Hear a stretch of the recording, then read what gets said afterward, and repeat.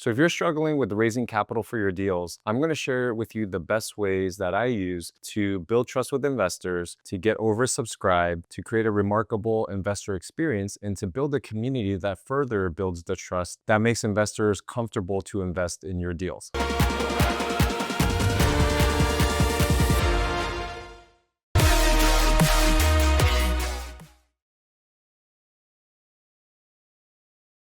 Oversubscribed is a book that's been super helpful for me in my capital raising by Daniel Priestley, where he talks about how to use human sales psychology to help raise capital. For example, if you're looking to raise $1 million for your deal, just present the deal and ask people for a soft commitment. Meaning, hey, if you're potentially interested in this, maybe you could fill out this form and we'll keep you posted and let us know how much you want to invest or considering investing. We are looking not only for people with capital, but people who can bring other resources to the table that will help the entire project. You're one of our first investors we want to talk to. You indicated you would consider investing. Are you ready to go? Or if not, it's okay. We'll move on to the next investor.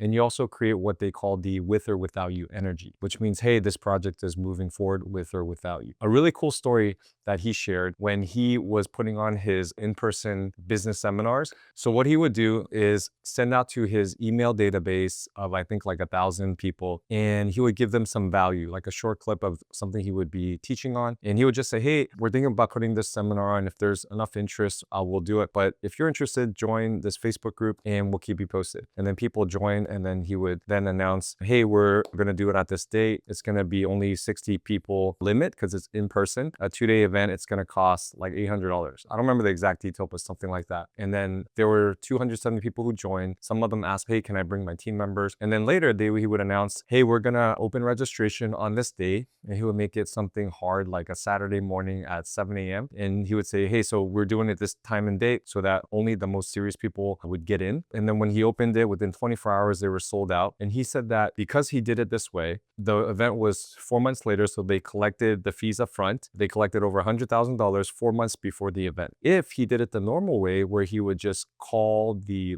same list of people to promote the same event, what do you think most people would respond? They would probably respond, well, call me back later when it's closer to the event, or if it starts filling up, then let me know. And his team would have to spend so much more time and energy to get the same result, which is to sell out the event. That's just one example of how powerful and effective it is when you create that oversubscribed dynamic where there's more demand than supply. Another key point he talks about is based on Google's study called 0 Moments of Truth, where they found that when making an important buying decision, most people need to think on average about it for 7 hours, but something magical happens that after 7 hours, they get tired of thinking about it and they just want to make a decision. But the most common mistake that I used to make, and a lot of people make, is that we give people a binary yes or no decision when they're not ready. So even if they're 90% ready, if you ask them yes or no, they're still going to say no. So a great way for them to build up to that 7 hours is to give them as much content as possible that they can consume on their own. So what we do, if somebody's interested, we send out an email. It has a Google folder with a bunch of short videos outlining our process, some of our deals, all of that. They're all like 2 to 4 minutes long. We even have escrow and title contacts and emails that they can call themselves to verify. So basically, we want to give them as much content as they can consume on their own so that they can do all of their due diligence. It's basically our credibility package. And just to make it easier, whatever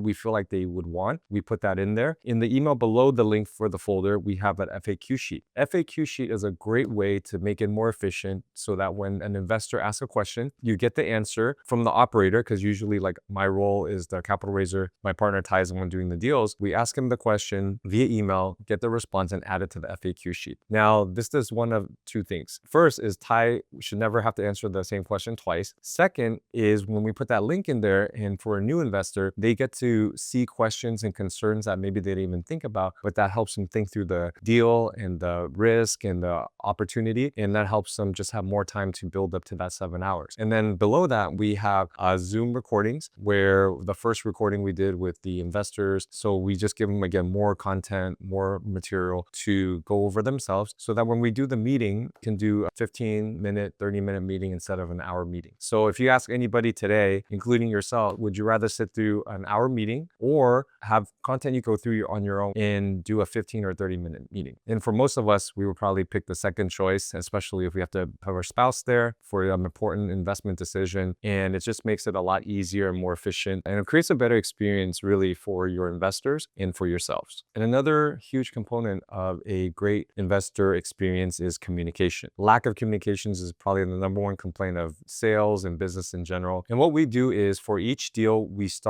we create a Slack channel for that deal where we have our team on there, and we invite all the investors who are in that deal to be a part of that channel. And then we set the correct expectations and say, hey, you can expect updates at these periods. And if you have questions, feel free to put them on the Slack channel. But our team is focused on closing the deal so we can pay you back ASAP. So our team will respond to your questions on Tuesdays and Fridays. But at the same time, our team is not going to have to worry about answering questions daily and pull them away from doing the activities they need to close the deals quickly. And the way we like to keep our investors engaged is to give value, give them updates, and create a community. And we do that by sending them emails when there's a really cool story of somebody we helped or something God did that like last minute foreclosure, one deal, it got saved like within a minute of the auction date. And we like to share those stories because some of the investors, they may be considering investing in our deals. Some of the investors, maybe they invest in our deal, they haven't redeployed yet, but we want to still keep them engaged and keep them involved. Another thing we do is send them an email with 5 different things of value. And these are just my Instagram reels. It's kind of like a newsletter where I put value from different categories. And this is from my content on my Instagram. Talk about stuff with investing, faith, fitness, the bad deal chats we have, which I'll talk about in a second. These are my top 5 value. And I make it very easy and clean email. So it's like, hey, here's my top 5 values. And each one of these is a hyperlink to my Instagram reel. So I'll be like, hey, here's my power shake recipe. Here's our bad deal chat. Here's a tribute to John MacArthur, who's the best Bible teacher of all time, in my opinion. And then they can just click on that and it will direct them to the Instagram reel. So a side tip is whenever you have value to share, the best way to share it at scale is just to make it into an Instagram reel, because then it connects to your Facebook and goes there too. And then whenever you want to share that, you can send it on an email, like I just mentioned, or you can text it to somebody. So it all drives traffic to your Instagram page. And I like having 5 different categories so that you can appeal to more people. Some people might open your emails for your fitness tips or your parenting tips, and some people might do it for the investing. So it just gives you more things of value to keep your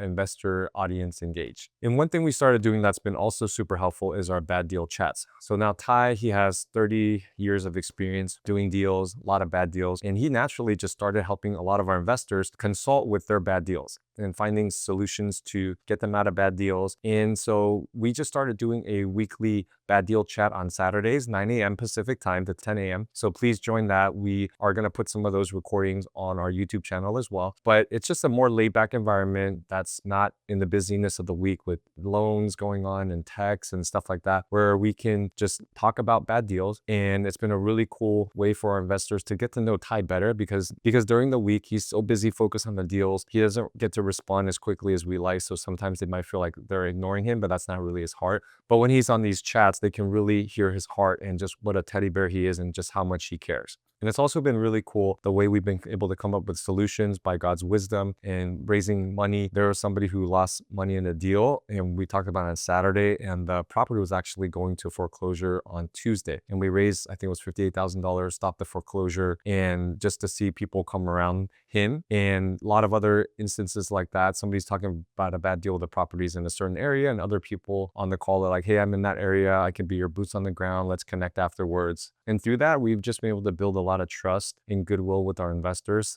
because they can really tell the type of people we are, that we really care about people. We're here to do what's right and not just about the money. And investors have shared that, hey, I love what you guys are doing. I want to be a part of it. I want to invest in your next deal. So whatever way you can build a community by adding value, maybe it's doing a monthly underwriting Zoom or a local meetup or something like that, that would help build your community and trust and help you guys raise more capital. So application this week is take some time to put together your credibility package or your email with all the different things. And if you want to see what ours looks like, send me a DM at JoshuaSun26 on Instagram. I'll be happy to share with you ours, and you can take that and use it as a template. Remember, just everything check with a securities attorney or at least ChatGPT to make sure it's compliant. And consider doing things like a weekly value email or a newsletter, or doing some type of community building event. And if you have any questions, reach out to me. I'll be happy to chat with you about your specific deal and how we can help you raise more capital.